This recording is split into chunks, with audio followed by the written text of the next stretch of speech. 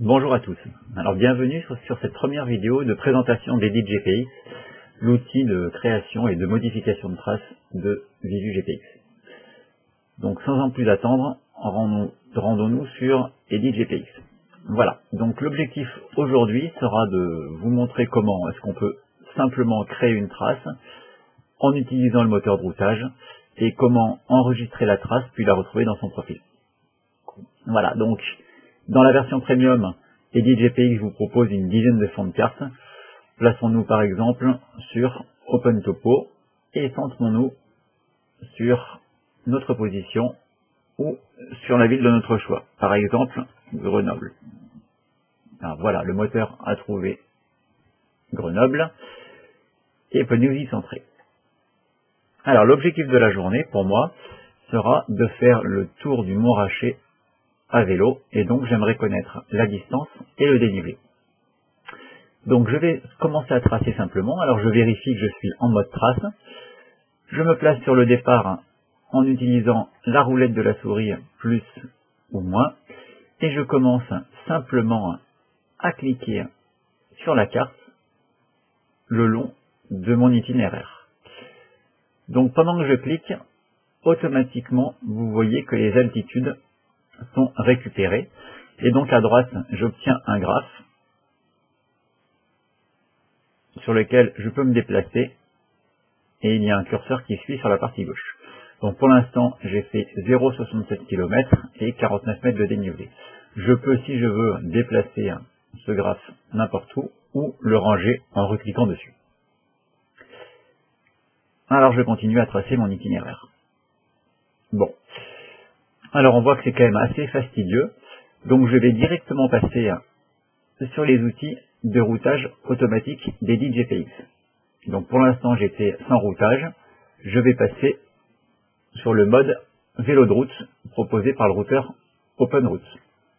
Voilà, donc le routage est réservé au mode premium. Cette fois-ci, en cliquant sur la carte relativement loin, vous voyez que le moteur suit automatiquement la route. Les altitudes sont elles aussi automatiquement retrouvées.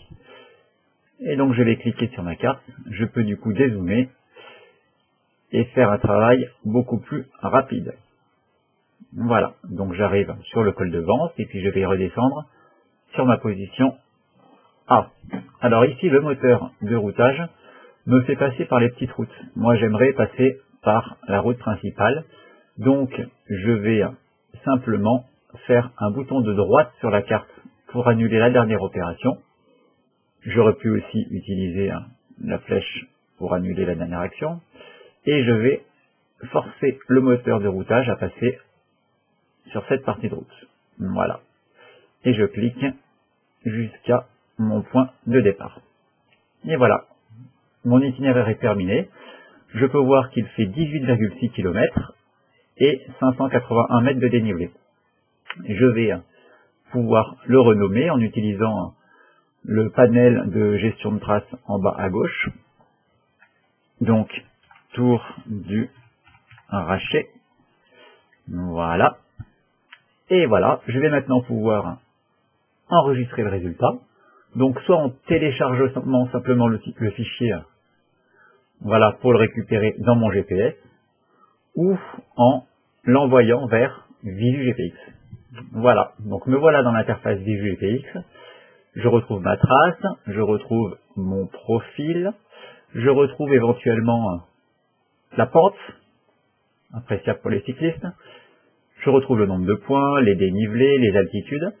Je vais maintenant enregistrer mon fichier, donc le nom de ma trace a été récupéré, je peux sélectionner l'activité cyclotourisme, type public très bien, je ne touche ni le seuil ni le lissage qui ont été choisis par le moteur de routage, et je vais marquer révision. Voilà, et je vais simplement sauvegarder mon résultat, réactualiser la page. Voilà, donc cette fois-ci cette trace se retrouve maintenant dans mon profil Tour du Raché. Je peux y revenir à n'importe quel moment. Voilà, merci pour votre attention et à bientôt une seconde vidéo.